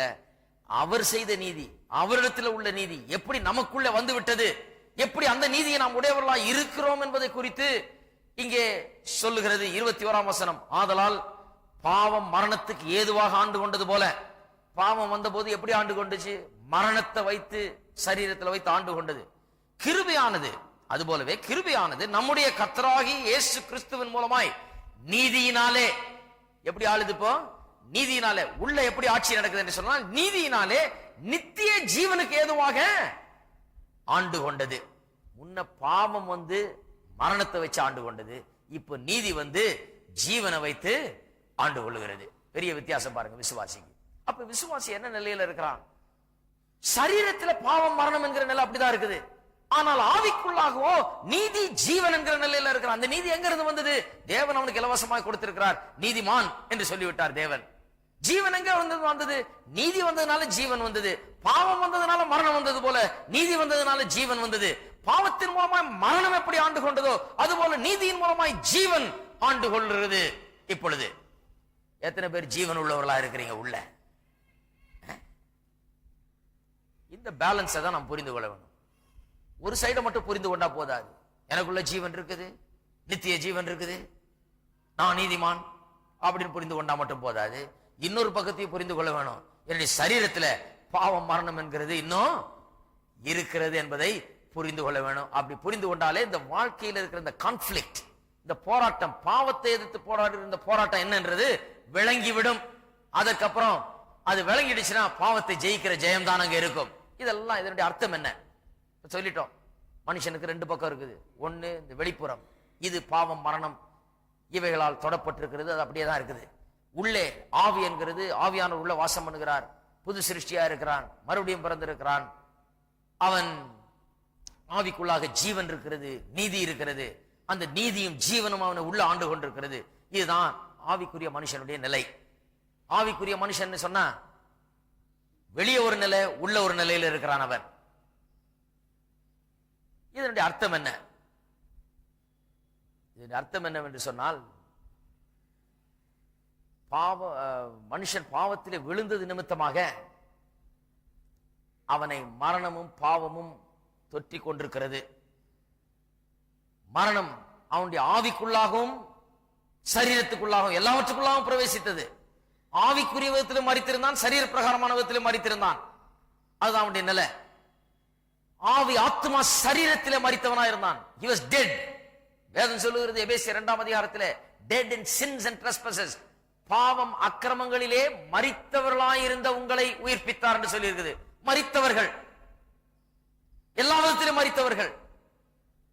அப்படி ஆக்கிட்டு இந்த ஃபால், இந்த மனிதனுடைய வீழ்ச்சி மனுஷனை மரித்தவனாக்கிற்று ஆவி ஆத்மா சரீரத்திலே. இயேசு வந்தார். இயேசு பிசாசின் கிரியைகளை அழிக்க வந்தார் என்று வேதம் சொல்லுகிறது. பிசாசின் கிரியை அழிக்க வந்தார்னு சொன்னா என்ன பிசாசு செய்தானோ, இந்த பாவம் மரணத்தை கொண்டு வந்தான் பாருங்க இந்த பிசாசு. அவன் மூலமா தான் பாவம் மரணம் உள்ள பிரவேசித்தது. அதன் மூலமா தான் பாவம் மரணம் ஆண்டு கொண்டிருக்கிறது. இதை அழிக்கும்படியாக தான் இயேசு வந்தார். இதை எந்த விதத்தில் அழித்தார் சரியா புரிந்து கொள்ள வேணும்.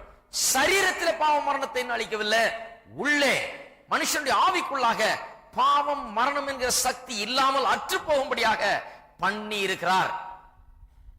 உள்ளே புது சிருஷ்டியா இருக்கிறேன்னு சொன்னா அது உள்ள, வெளியே அல்ல, சரீரத்தில் அல்ல. நான் ஜீவனை உடையவனா இருக்கிறேன் சொன்னா உள்ள, அது வெளியே அல்ல. அவரோடு கூட உயிர் தெளிந்தேன், வலது பாசத்தில் உட்கார வைக்கப்பட்டிருக்கிறேன், பாவம் மரணம் நியாயப்பிரமாண எல்லாவற்றிலிருந்து விடுதலை ஆக்கப்பட்டிருக்கிறேன். இதெல்லாம் எதை குறித்து சொல்றேன்? உள்ள. இதெல்லாம் எனக்கு உள்ள நடந்தது, என் ஆவியிலே நடந்திருக்கிறது. ஆனா என் சரீரமோ இன்னும் அந்த பாவம் மரணம் என்கிற அந்த காரியம் அந்த சரீரத்தில் இன்னும் ஒட்டி கொண்டிருக்கிறது. இதை விசுவாசி நன்றாக புரிந்து கொள்ள வேண்டும். அதை புரிந்து கொண்டு என்ன பண்ண வேண்டுமாம்? பாவம் உங்களை ஆளும்படி இடம் கொடுக்காமல் இருக்க வேண்டும். Let not sin therefore reign in your mortal body. ரோமர் 6ஆம் அதிகாரத்திலே அதை அருமையாக சொல்லுகிறார். 12ஆம் வசனத்திலே, சாவுக்கு ஏதுவான உங்கள் சரீரத்தில் பாவம் ஆளாதிருப்பதாக. Don't let sin reign in your mortal body.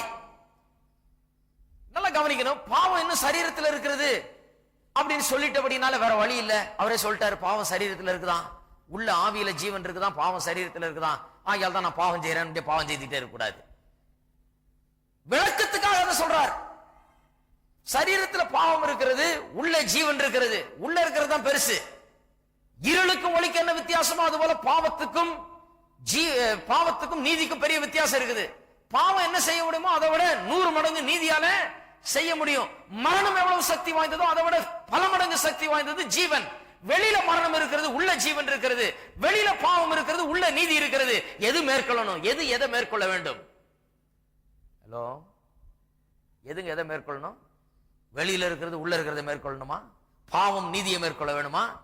மரணம் ஜீவனை மேற்கொள்ள வேண்டுமா? கிடையாது. இருள் வந்து ஒளியை விளக்குதா?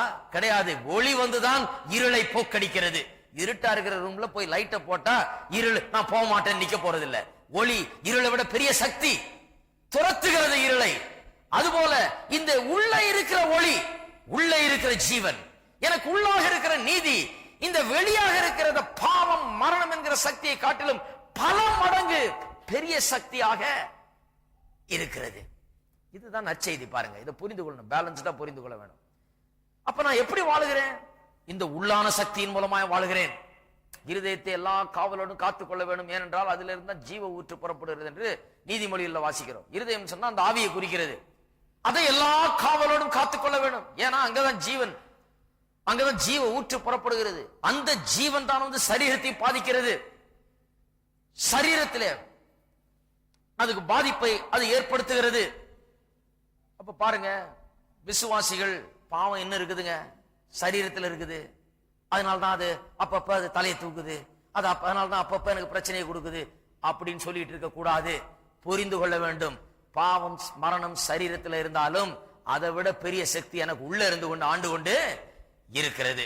அப்ப பாவம் மரணம் என்கிற இந்த வெளிப்புறமாக இருக்கிற இந்த சக்திகளை ஜீவன் ஆவி என்கிற உள்ளான இந்த சக்தியின் மூலமாக நான் தினந்தோறும் சந்திக்கிறேன், அதை எதிர்க்கிறேன். இதை நான் எதிர்க்கும் போது பலவீனமான ஒரு மனுஷனாக, நிர்பந்தமான மனுஷன் நான் அப்படின்னு சொல்லிட்டு எதிர்க்கிறது இல்லை. ஐயோ இந்த பாவம் என்கிற சக்தி வந்து என்ன பிடிச்சி ஆட்டி படைக்குது அப்படி சொல்றது இல்லை. அதை விசுவாசி சொல்லக்கூடாது. சரியான விசுவாசி புரிஞ்சா சொல்ல மாட்டாங்க. ஐயோ இந்த பாவம் வந்து என்ன பிடிச்சி எங்க தள்ளுமோ, என்ன பண்ணுமோ, இதுல விழுந்து போகணும், விசுவாசி சொல்ல மாட்டானதே. விசுவாசிக்கு இந்த காரியம் புரிந்திருந்தால் அதை சொல்ல மாட்டான். விசுவாசி என்ன சொல்லுவான்? பாவம் சரீரத்தில் இருக்குதுன்னு எனக்கு தெரியும், அது லேச ஆட பாக்குதுன்னு தெரியும், தலை தூக்க பாக்குதுன்னு தெரியும், ஆனா அதை விட பெரிய சக்தி எனக்குள்ள இருக்குது. தினந்தோறும் இந்த பாவம் மரணம் என்கிற சக்தி எனக்குள்ள இருந்துகிட்டு இந்த சரீரத்தில் இருந்து கொண்டு அப்படியே என்ன பாதிக்க பார்க்கிறது. ஆனா எனக்கு உள்ள இருக்கிற சக்தியோ, எனக்கு ஆவியும் ஜீவனும், ஆவியில ஜீவனும் நீதியும் இருக்கிறபடினால அது வந்து பெரிய சக்தியா இருக்குது. அந்த சக்தி வந்து இந்த சக்தி என்ன பண்ணுது? தலை தூக்காதபடிக்கு தினந்தோறும் அதை கட்டுப்படுத்துகிறது. அதைத்தான் சொல்லி இருக்கிறது ரோமர் 8ஆம் அதிகாரத்தில் 13ஆம் வசனத்தில். அதுதான் சொல்லுகிறார், மாம்சத்தின்படி பிழைத்தால் சாவீர்கள். ஆவியினாலே சரீரத்தின் செய்கைகளை அழித்தால் பிழைப்பீர்கள். சரீரத்தின் கிரியைகளை எப்படி அழிக்கிறது? ஆவியினாலே. நல்லா பாருங்க அந்த வசனத்தை பார்த்துக்கிட்டு எல்லாரும் சொல்லுங்க, ஆவியினாலே. எல்லாரும் சொல்லுவோம், ஆவியினாலே. ஆவியினாலே. ஆவியினாலே சரீரத்தின் செய்கைகளை அழித்தால் பிழைப்பீர்கள். ஆவியினாலே அழிக்கணும். எந்த ஆவியினாலே? நம்முடைய ஆவி. நம்முடைய ஆவி ஜீவனை பெற்றிருக்கிறது, நீதியை பெற்றிருக்கிறது. அதை கொண்டு மாம்சத்தின் செய்கைகளை அழிக்கணும். இது பெரிய சக்தி உள்ள இருக்கிறது, பலமான சக்தி. இதுக்கு எதிராக இந்த பாவம் மரணம் என்கிற சக்தி தலை தூக்க முடியாது. ஆவியினாலே சரீரத்தின் செய்கைகளை அழிக்கணும். அப்ப எப்படி வாழணும்? ஆவியில பலன் கொண்டவர்களாய், ஆவியில உற்சாகம் உள்ளவர்களாய், ஆவியிலே ஜீவனை உடையவர்களாய், இந்த ஆவியை தினந்தோறும் இதுக்குள்ள இந்த ஆவிக்கடுத்த காரியங்களில் ஈடுபட்டவர்களாய் வாழும்போது இந்த ஆவியினாலே சரீரத்தின் செய்கைகளை என்ன பண்ண முடியுது? அழிக்க முடிகிறது. கையை தூக்குது ஏதாவது தப்ப செய்யறதுக்கு, ஆனா உள்ள ஆவி என்ன சொல்லுது? தூக்காத என்னது? தூக்க விடாமற் பண்ணுகிறது. ஆவியில வாழுகிற மனுஷன் அவன் ஆவிக்குரிய மனுஷன். சொல்றாரு, அதனாலதாங்க நான் கறியே சாப்பிடுறது இல்லை. இந்த சரீரத்தை ஒரு வழி பண்ணி அதை கரெக்டா அடக்கி வைக்கணும். கறி சாப்பிட்டாதான் இந்த சரீரம் ரொம்ப கொழுப்பு எடுத்து போயிடுது. கறி சாப்பிடாம இருந்தா கோபமே வராதுங்க. இப்படியா கோபத்தை அடக்கிறது? சரி, கறி சாப்பிடாம இருந்தா இந்த தவறான காரியங்களில் ஈடுபடும். கறி தான் பண்ற வேலை பாருங்க. ஆவிக்குரிய மனுஷன் சொல்றாரு, விளங்கல, சத்தியம் விளங்கல. கரியை நிறுத்துறாரு. கரியை நிறுத்தியும் பிரயோஜனம் இல்ல. வெறும் சைவமா சாப்பிட்டு கடைசியில சைவத்தை வச்சுக்கிட்டும் பாவம் வேலை செய்துட்டு தான் இருக்குது சரீரத்துல. புரிந்து கொள்ள வேணும். கரியை நிறுத்தினதுனால இது நிறுத்த போறதில்லை. இது அப்படி மேற்கொள்ளுகிறது இல்லை. பாருங்க, சில பல மதங்கள்ல எப்படி செய்யறாங்க. அதனாலதான் அந்த சரீரத்துக்கு ரொம்ப பெரிய இது பண்ணாம அந்த சரீரத்தை துன்புறுத்துகிறார்கள். லிட்டரலா போய் ஆணி மேல உட்காந்துக்கிறாங்க, படுத்துக்கிறாங்க. எங்கேயா காட்டுல போய் உட்காந்துட்டு குகையில உட்காந்துக்கிட்டு வெறும் எங்கேயா மரத்துல இருந்து பழத்தை பறிச்சு சாப்பிட்டுட்டு இருக்காங்க. இதுக்கு ரொம்ப சாப்பாடை போடக்கூடாது, இந்த சரீரத்தை ரொம்ப தலை தூக்க விடக்கூடாது, இந்த சரீரத்தை அடக்கணும், இதுல பாவ இச்சைகள் என்ன அப்படியே தாக்குதாக்கும், இது என்ன அப்படியே சோதிக்குதாக்கும், இதெல்லாம் விலகி நான் பரிசுத்தமா வாழணும்னு சொல்லி அவங்க போய் காட்டுல இருக்கிறாங்க. இதே மாதிரி கிறிஸ்தவ சன்னியாசிகளும் இப்ப கிளம்பி இருக்காங்க. இவங்களும் தாடியை வளர்த்துக்கிட்டு, இவங்களும் காவியை போட்டுக்கிட்டு, இவங்களும் இதெல்லாம் விட்டுட்டு நான் தூரமா போறேன், இதெல்லாம் விட்டுட்டு நான் அங்க போயிடுறேனாக்கும், இதெல்லாம் விட்டுட்டு நான் வெறும் இப்படியே நான் ஓரமா இருந்துக்கிறேனாக்கும். அப்படி கிடையாது. தேவன் நம்ம இந்த உலகத்துல வாழும்படியா அழைத்திருக்கிறார். ஹலோ, உலகத்துல வாழும்படியா அழைத்திருக்கிறார். சாமியாரா வாழும்படியா அழைக்கல. ஆகையால் தான் தாடி வைக்கல. நான் காவியை போட்டுக்கிட்டு இது மூலமா நான் பாவத்திலிருந்து என்ன காத்துக்கொள்ள போறேன்னு அதுக்காக வளர்க்கல. அப்படி சொல்லவும் இல்ல. எனக்கு தெரியுது சரீரத்திலே பாவம் இருக்கிறது. இந்த சரீரத்துல பாவம் இருந்தாலும் எனக்கு உள்ள ஜீவன் இருக்கிறது. சரீரத்திலே மரணம் இருக்கிறது, உள்ள ஜீவன் இருக்கிறது. சரீரத்துல பாவம் இருக்கிறது, உள்ள நீதி இருக்கிறது. எனக்கு விளங்குது. இது இந்த சரீரத்தில் இருக்கிற பாவம் அப்படியே எப்படியாவது ஏதாவது பண்ணலாம்னு காத்துக்கிட்டு இருக்குது. ஆனா உள்ள இருக்கிற ஜீவனும் நீதியும் விட மாட்டேங்குது. நான் ஜீவன் நீதியை கொண்டு வாழுகிறவன் இல்லையா? இது புரிஞ்சுக்கிட்டா பேசாம ஒழுங்கா சட்டையை மாட்டிக்கிட்டு ஒழுங்கா ஷேவ் பண்ணி ஒழுங்கா வேலையை செய்வோம். இதை புரியலன்னா அதையும் இதையும் பண்ணிக்கிட்டு அப்ப ஜனங்க என்ன பண்ண, அவரு காவி போட்டுக்காராங்க, அவர் தாடி வளர்த்துக்காரு, அவரு பெரிய பரிசுத்தவானுங்க, அவர் இதெல்லாம் விட்டு இந்த உலகத்தெல்லாம் விட்டு அப்படி போயிட்டாருங்க. அப்புறம் பார்த்தா உலகமெல்லாம் அங்கதான் இருக்குது, எங்கேயும் போல. சரீரத்தில் இருக்குதுன்னு விலங்குல அவருக்கு. சட்டையில இல்ல. அது சட்டையை கழட்டினோன்னு அதை கழட்டிட முடியாது, சரீரத்தை கழட்டி வச்சிட முடியாது. சாகும் போதுதான் சரீரத்தை கழட்டி வைக்கணும். இவங்க சட்டையை கழட்டி வச்சுட்டு வேற சட்டையை மாட்டினவன இதெல்லாம் போயிடுச்சுன்னு நினைக்கிறாங்க. கடைசியில என்ன ஆகுது? இதெல்லாம் அங்கேயே இருக்குதுன்னு தான் விளங்குது கடைசியில. அதுதான் நிரூபணம் ஆகுது கடைசியில. இது அங்கதான் இருக்குது, எங்கேயும் போல. சட்டையை கழட்டினா போகவே போகாது. நீங்க என்ன கலர்ல போட்டாலும், எப்படி அதை மாத்தினாலும், எப்படி அதை செலவு பண்ணி, எப்படி அது வெள்ளையாக்கி அதை மஞ்சள் ஆக்கி அதை எப்படி ஆக்கி போட்டாலும், தாடியை எவ்வளவு நீளம் வளர்த்தாலும் அது போகாது. சரீரத்துல கடைசி வரைக்கும் இருக்கும். இருக்கிறீங்களா? விசுவாசியே அதெல்லாம் விட்டுருணும். கடைசி வரைக்கும் இருந்ததாகும். அது சாகிற வரைக்கும் அது இருந்ததாகும். உயிர் தெழும் போது இந்த சரீரத்தை எடுத்து போட்டு விட்டு மகிமையின் சரீரத்தை, பாவம் தொற்றிக் கொள்ளலாத சரீரத்தை, மரணம் என்கிற அந்த சக்தி தொற்றிக் கொள்ளாத சரீரத்தை, அதெல்லாம் பாதிக்காத ஒரு புதிய சரீரத்தை தேவன் நமக்கு தருவார். அப்பதான் அது வேற மாதிரி இருக்கும். இருக்கிறீங்களா? ஆகையால் தான் இந்த விதமான முட்டாள்தனங்களை எல்லாம் பின்பற்றக்கூடாது. விளங்கிக்கணும் சத்தியத்தை. இதை கழட்டி அதை தூக்கி எறிஞ்சிட்டு அப்படி மாறிடுவோம். இதை மாத்தினா அது போயிடும், இதை கழட்டினா அதை கழட்டிடலாம். கிடையாது, கழட்டவே முடியாது. அதான் வேதம் சொல்லுது. இருக்கிறீங்களா? அது பாவம் என்கிறது, மரணம் என்கிறது சரீரத்தில் இருந்துகிட்டே தான் இருக்கும், சரீர வாழ்க்கை முழுவதும். அப்ப வாழ்நாளெல்லாம் எதிர்த்து நான் போராடி கொண்டுதான் இருக்க வேணும். போராடும் போது ஐயோ அது மேற்கொண்டு விடுமா என்கிற அந்த பயம் கிடையாது நமக்கு. ஏனென்றால் உள்ள இருக்கிற சக்தி இதை விட பெரிய சக்தி. இருக்கிறீங்களா?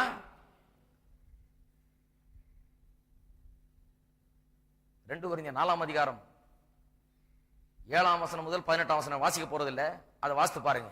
அதுதான் இதனுடைய பெரிய விளக்கம். அப்ப விசுவாசி தொடர்ந்து இதை செய்து கொண்டே போனோம். 2 கொரிந்தியர் 4ஆம் அதிகாரத்துல ஒரு வசனத்தை மட்டும் வாசிக்கிறேன். 4ஆம் அதிகாரம் 11ஆம் வசனம். எப்படி எனில் சாவுக்கிரமான எங்கள் மாம்சத்திலே, சாவுக்கிரமான மாம்சம் என்பது மாம்சத்தை பற்றி சொல்ல, இப்ப சரீரத்தை பற்றி சொல்லுகிறார். இயேசுவினுடைய ஜீவனும் விளங்கும்படிக்கு உயிரோடு இருக்கிற நாங்கள் எப்பொழுதும் இயேசு நிமித்தம் மரணத்துக்கு ஒப்பு கொடுக்கப்படுகிறோம். பாருங்க, இந்த சரீரத்திலேயே இயேசுவினுடைய ஜீவன் விளங்குமா? அதுதான் ஹீலிங், தெய்வீக சுகம். இதை பற்றி எல்லாம் பேசுறோமே. சரீரத்துல பாவம் இருக்கிறபடினால, சரீரத்துல மரணம் இருக்கிறபடினால வியாதி வந்துட்டா ஒண்ணுமே செய்ய முடியாது, அவ்வளவுதான். இந்த சரீரத்துல அது இருக்குது, அவ்வளவுதான், அதுக்கு விமோச்சனமே கிடையாதுன்னு கிடையாது. இந்த உள்ள இருக்கிற ஜீவன், எனக்கு உள்ளாக இருக்கிற ஜீவன் என்ன பண்ணுதான்? எனக்கு உள்ள இருந்து கொண்டு என்னுடைய சரீரத்தையும் அது பாதிக்கிறது. ஆகையாலதான் இன்னும் சாவு எடுக்கப்படாவிட்டாலும், இன்னும் சாவு என்கிற அந்த சக்தி என்னுடைய சரீரத்தை விட்டு நீங்காவிட்டாலும், ஒரு நாள் சாக போகிறேன் என்பது உண்மையாக இருந்தாலும் சுகம் கிடைக்கும் என்கிறதும் எனக்கு விளங்குகிறது. எப்படி? இந்த மாம்சத்திலே அவருடைய ஜீவன் விளங்குகிறது. எந்த மாம்சத்திலே? இந்த மாம்சத்திலே. சரீர சுகம் பெறும்போது எப்படி பெறுறோம்? இந்த மாம்சத்திலே கிறிஸ்துவனுடைய ஜீவன் நம்மை தொட்டு சுகமாக்குகிறது. கிறிஸ்துவனுடைய ஜீவன் தொட்டு நம்ம விடுதலை ஆக்குகிறது. ஆகையால் தான் தெய்வீக சுகத்தை நாம் விசுவாசிக்கிறோம். மாம்சம் சரீரமானது பாவ சரீரம், அது அது அழிந்து போற சரீரம். ஆகையால் அப்படியே விட்டுருவோம். வியாதி வந்தா பேசாம உட்கார்ந்து இருந்து அப்படியே போவோம். அப்படி கிடையாது. ஆகையால் தான் ஜெபிக்கிறோம். ஆகையால் தான் இயேசுவின் நாமத்தில் வியாதியின் மேல் அதிகாரத்தை எடுக்கிறோம். ஆகையால் தான் சரீர சுகத்துக்காக நாம் வேண்டுகிறோம், அதை விசுவாசிக்கிறோம். ஏன்? இந்த உள்ள இருக்கிற ஜீவன் வெளியில சரீரத்தை அது பாதிக்கிறது, சரீரத்தை அந்த அளவுக்கு அது தொடுகிறது. ஆனால் முற்றிலுமான விடுதலை எப்ப வருதான் சரீரத்துக்கு? உயிர்த்தெழுதல் வரும்போது முற்றிலுமான விடுதலை. இந்த சாவுக்கு ஏதுவான சரீரத்தை தேவன் என்ன பண்ணுவாராம்? உயிர்ப்பிப்பார். தம்முடைய ஜீவனை கொண்டு உயிர்ப்பிப்பார், சரீரத்தை உயிர்ப்பிப்பார். முழு அளவுல நம்ம உயிரோட எழுப்புவார், புது சரீரத்தை தருவார். ஆகையால இந்த உலகத்தில் வாழுகிற நாள் எல்லா நாட்களுமே கடைசி நாள் வரை இந்த பாவம் சரீரத்திலே இருக்கிறது. ஆகையால் இந்த உலகத்திலே நான் எத்தனை நாள் வாழுகிறேனோ அத்தனை நாள் வரைக்கும் இந்த பாவத்தை எதிர்க்க வேண்டியவனா இருக்கிறேன், இந்த பாவத்தை எதிர்த்து போராட வேண்டியவனா இருக்கிறேன். இந்த பாவத்தை எதிர்க்கும் சக்தி எனக்குள்ளே கொடுக்கப்பட்டிருக்கிறது. நீதி ஜீவன் என்கிற சக்தி எனக்குள்ளே கொடுக்கப்பட்டிருக்கிறது. இதுக்காக நான் போய் அதையும் செய்துட்டு இருக்கிறது இல்ல. ஜீவன், ஆவியில இருக்கிற ஜீவனை கொண்டு சரீரத்தில் இருக்கிற கிரியைகளை அழிக்கிறேன். சரீரத்தில் ஏற்படுகிற இந்த பாவ செயல்களை உள்ள இருக்கிற இந்த ஜீவனை கொண்டு நான் மேற்கொள்ளுகிறேன். அவன் தான் கிறிஸ்தவன். இருக்கிறீங்களா? அவன் தான் கிறிஸ்தவன். எனக்கு அந்த சக்தி இருக்கிறது, பாவத்தை மேற்கொள்ளக்கூடிய பலன் எனக்கு இருக்கிறது, உள்ள ஜீவன் இருக்கு, உள்ள நீதி இருக்கிறது. ஆகையால் பாவம் என்னை மேற்கொள்ளுகிறது கிடையாது, நான் பாவத்தை மேற்கொள்ளுகிறேன். எவ்வளவு நாள் மேற்கொள்ளுவேன்? தினந்தோறும். சிலர் நினைக்கிறாங்க மேற்கொண்டுட்டே வந்தங்க, கடைசியில் இதெல்லாம் போயிடுச்சு, மேற்கொண்டாச்சு. கிடையாது. அப்பதான் திருப்பி அது பிரச்சனை ஆயிடும். எல்லாம் போயிடுச்சு, எனக்கு இப்ப பிரச்சனையே கிடையாது, பாவத்துல பிரச்சனையே கிடையாதுன்னு சொன்னோம்னா அப்பதான் போய் விழுவாங்க பொத்துன்னு. கிடையாது. சரி, கடைசி நாள் வரைக்கும் அதை நான் சந்தித்தே ஆக வேண்டும், அதை எதிர்த்தே ஆக வேண்டும், அதை மேற்கொண்டே ஆக வேண்டும், அதன் ஜெயத்திலே வாழ்ந்தே ஆக வேண்டும். பாவத்தின் மீது எனக்கு ஜெயம் உண்டு. ஏன்? பாவத்தின் சக்தியை விட எனக்குள்ள இருக்கிற நீதியின் சக்தி பெரியது. எழுந்து நிற்போம்.